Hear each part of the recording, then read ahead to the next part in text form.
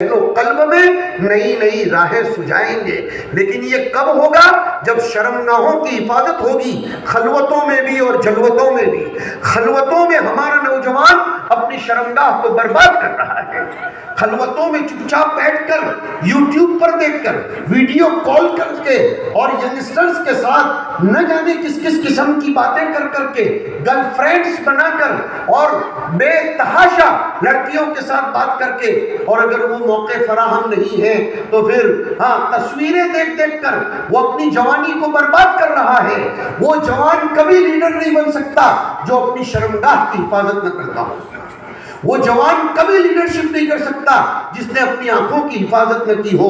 اور یہ میں حدیث کی بنیاد پر کہہ رہا ہوں، میں کسی پارٹی کے فیور میں نہیں کہہ رہا ہوں. حدیث کہہ رہی ہے کہ اگر لیڈرشپ کرنی ہے اور نگاہوں میں نور خداوندی بسانا ہے تو تمہیں اللہ کے نور کے مطابق چلنا پڑے گا. اور اللہ کا نور یہ قرآن کریم ہے. روز قرآن کریم کی تلاوت کرو، قرآن کریم کو اپنے عمل میں لاؤ. اللہ کی قسم دنیا تمہاری قدموں میں جھکے گی. کوئی کینواسنگ کرنے کی اور کوئی اعلان کرنے کی ضرورت نہیں پڑے گی، کوئی پیسے بانٹنے کی ضرورت نہیں پڑے گی. عدل و انصاف بولے گا، امن و امان بولے گا، اور اللہ کی مخلوق کا دل گواہی دے گا. اس لیے کہ انگلی اللہ چلاتے ہیں. ہمارے بڑے فرماتے تھے قلم تدبیر قلم تقدیر کے تابع ہے. اس جملے میں بہت کچھ آ جاتا ہے. قلم تدبیر قلم تقدیر کے تابع ہے. قلم ہو، بٹن ہو، جو کچھ ہو، یہ سب پر انگلی رکھو. دبتا وہی ہے جو خدا دبوانا چاہتے ہیں.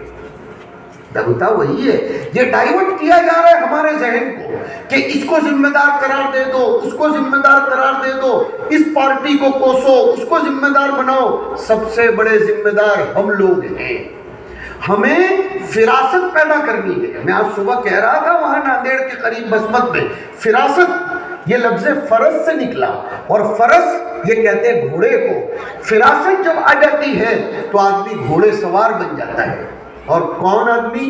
انہو ینظر بنور اللہ تبارک و تعالی، جو غور و فکر کرتا ہے اللہ کے نور کے نتیجے میں.